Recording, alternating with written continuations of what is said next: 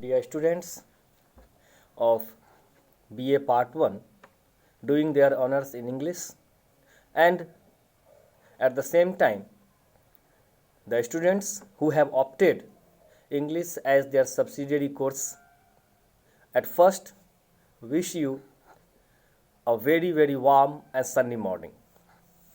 Dear students, today I have brought for you a beautiful poem to discuss.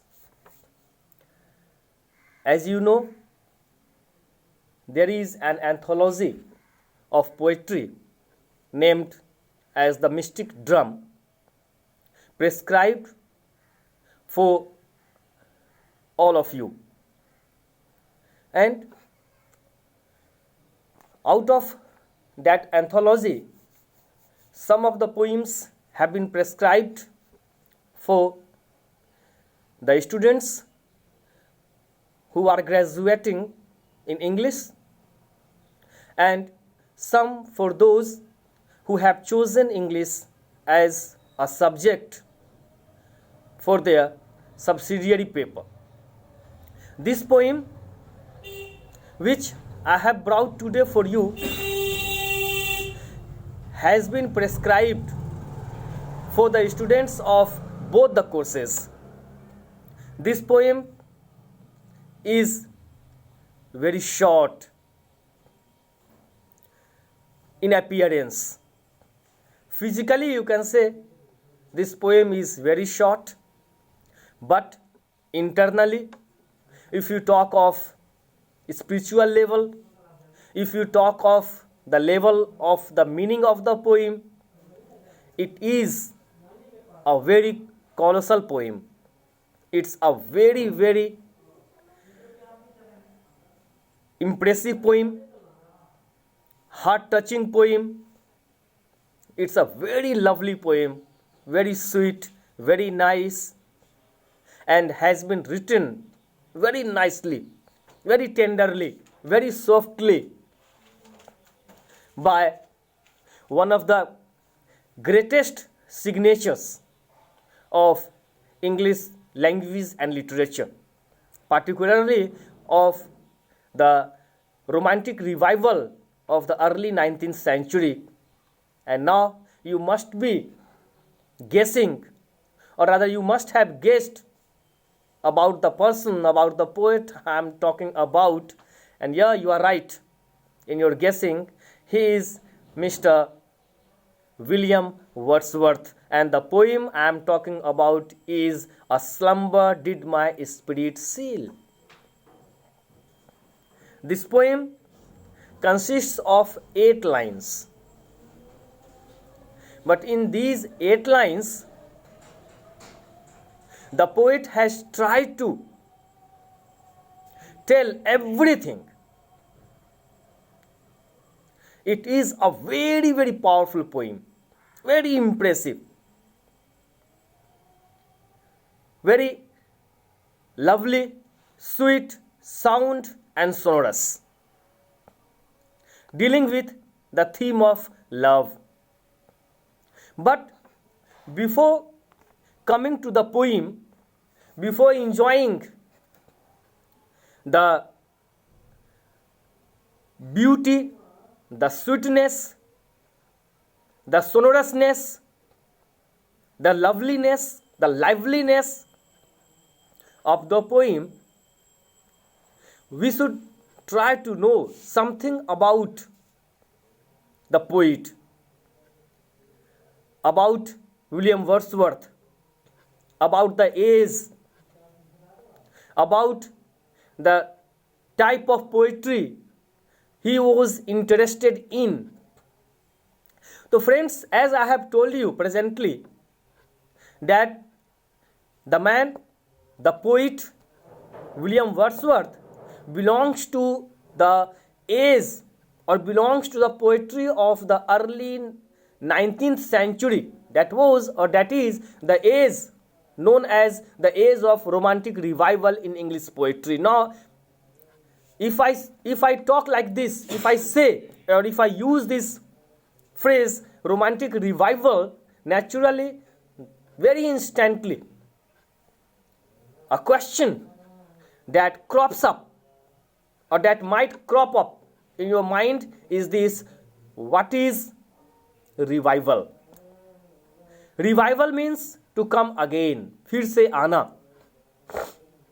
तो if the early 19th century is considered to be the age of the romantic revival, there must have been a romantic age in English literature. Otherwise, that particular period, early 19th century, would not have been termed or would not have been called or would not have been given the name of the romantic revival. So, it is very true. It was the Elizabethan age, that is the 16th century, the age lived by William Shakespeare, lived by Christopher Marlowe, John Lyly, Thomas Dekker, Francis Bacon, and so many mighty signatures of English language and literature. That particular age, the very Shakespearean age, that very Elizabethan age, was the very age of romanticism.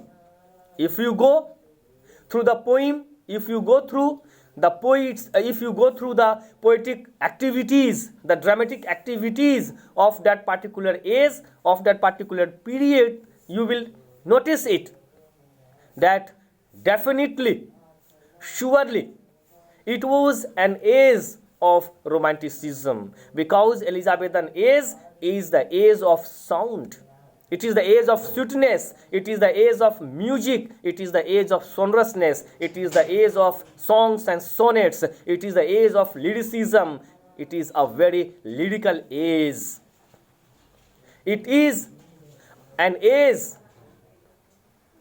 where you find the humming of sparrows. It's a brilliant age. It is a musical age. It is a sound and sonorous age. That is the Elizabethan age. So that age is out and out a romantic age. That age is through and through a romantic period, a romantic age. But after that, poetry passes through so many phases, rather. And a period comes when poetry gets cut off from nature. And that particular period is the 18th century. That is 18th century poetry. It is also known as Augustan poetry. It is also known as neoclassical poetry. In romantic age, in romantic period, that means that in the Elizabethan age, poetry was very much near to nature. Poetry was dancing, rather, in the lap of nature.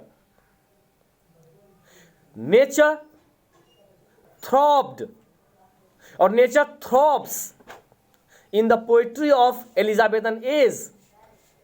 That is the romantic period, that is the romantic age. At that time, heart was there.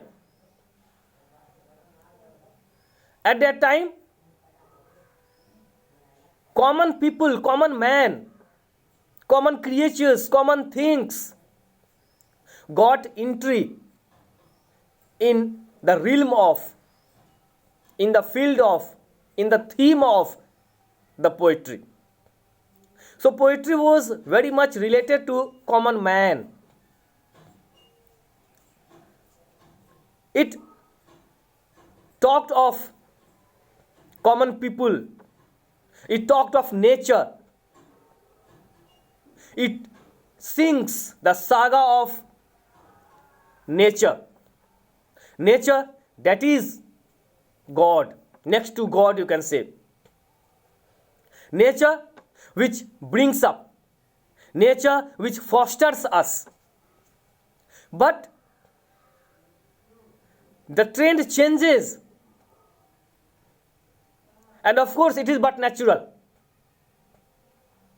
Changes are bound to come, as it is the sign of any living language and literature. So in 18th century we find poetry very much cut off from nature. Therefore the poetry of 18th century is known as town poetry. It is the poetry of intrigues, you can say. It is a poetry of conspiracy, as in this period poetry gets very close to the court, and therefore the poetry of this period is also considered, is also known as the court poetry. It gets cut from the heart of the people. Intelligence rules the roost in the period, in the poetry of this particular period.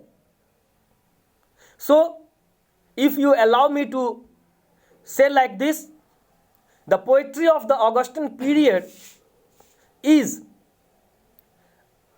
mind poetry, you can say, a poetry of mind.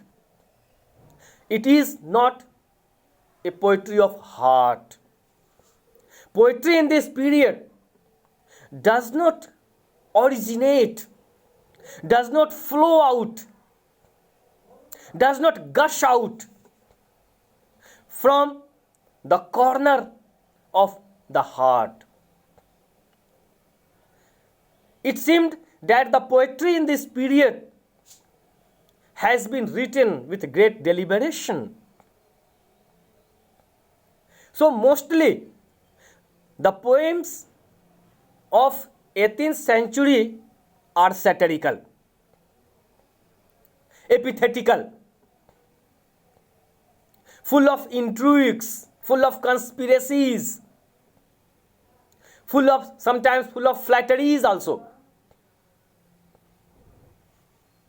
It is full of verbosity. So poetry has lost its soul, you can say. Only body was there. Something was lacking in the poetry of 18th century. And it is said that the poetry of 18th century has gone prosaic. John Dryden, Alexander Pope, and others are some of the important signatures, are some of the important figures of this particular poetry, that is the 18th century poetry. So if you go through the works, if you go through the poems of Alexander Pope, John Dryden, and few others, you will notice it very clearly that the poetry of this period has got itself cut from the common man, from the common things, from the common creatures. This trend continues, but as I have told you, things get changed with the passage of time, with the passing of time. And once again, a phase comes, a period comes, when nature starts throbbing into the heart of poetry. When poetry once again goes into the lap of nature. Poetry changes its color. And that particular age, that particular period is the period of the Romantic Revival,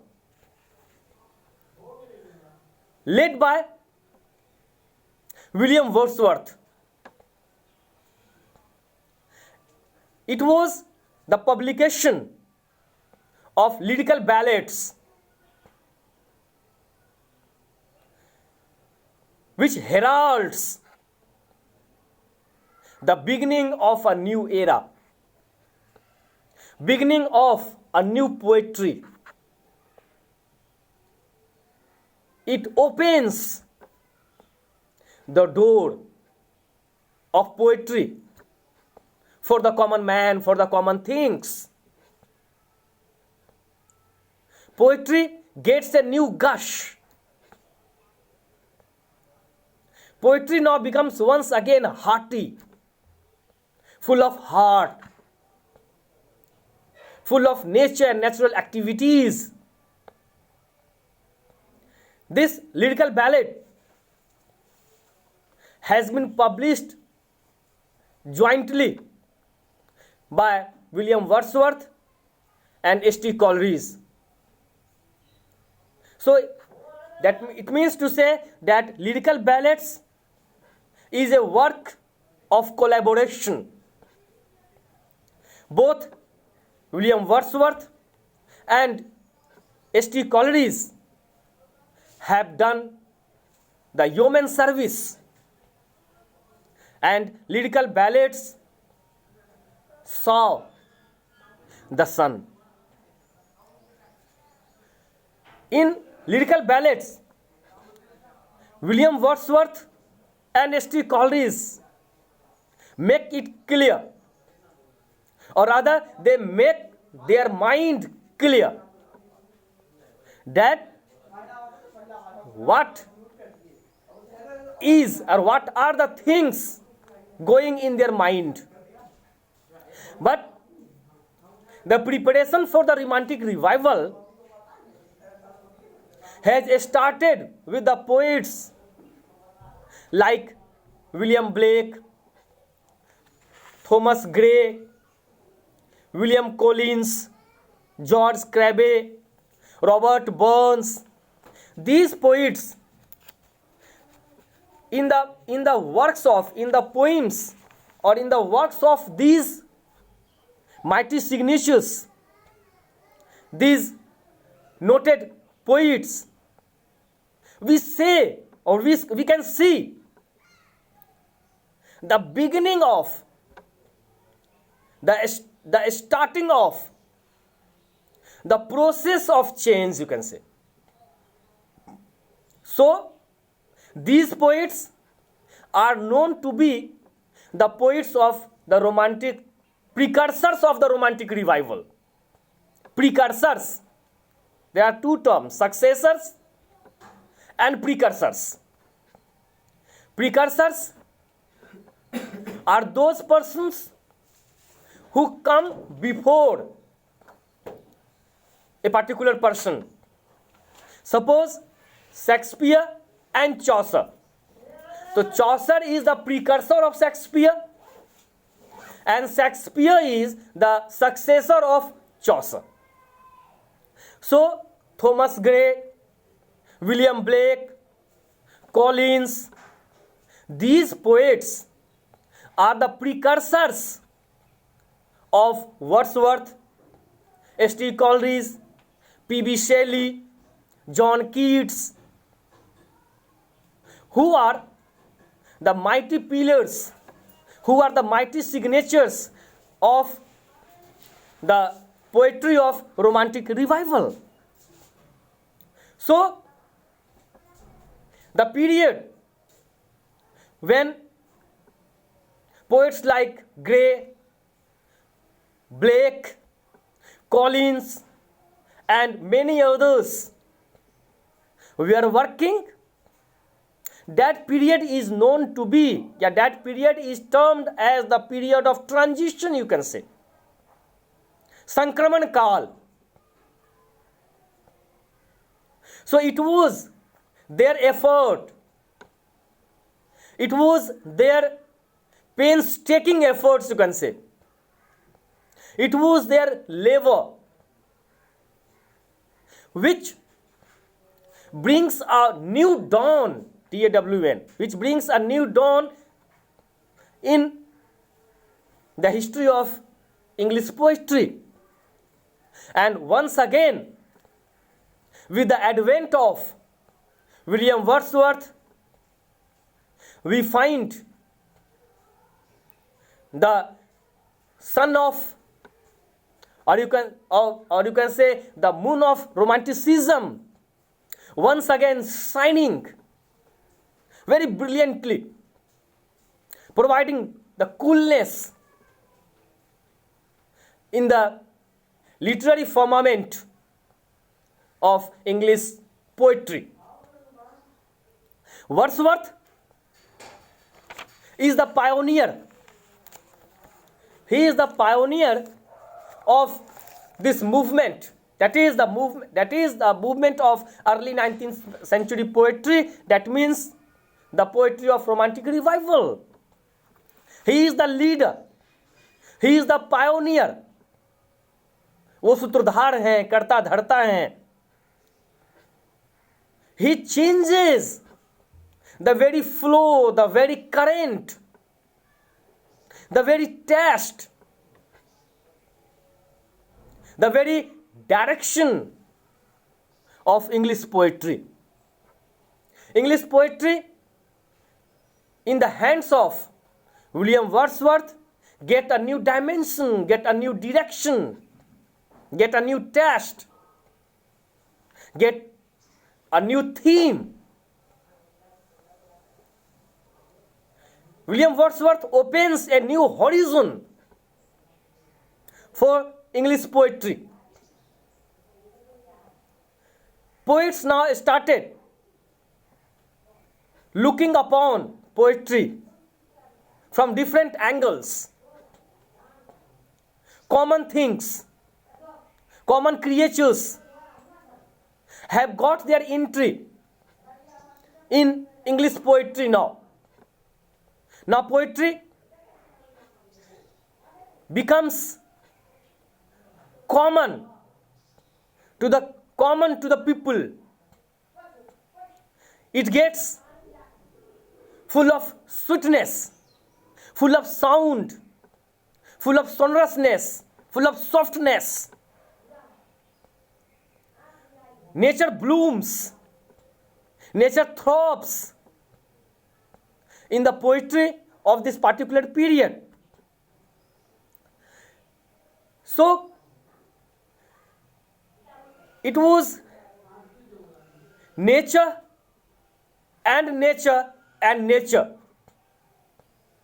We find the display of, we find the very presence of, the mighty presence of nature in the poetry of romantic revival of the early 19th century. And the poetry of early 19th century, like the poetry of Elizabethan age, sings the saga of nature. Now, once again, poetry seems to be dancing into the very lap of nature. Poetry seems to be dancing to the tunes of nature. Poetry gets its spirit back. Poetry gets its soul back.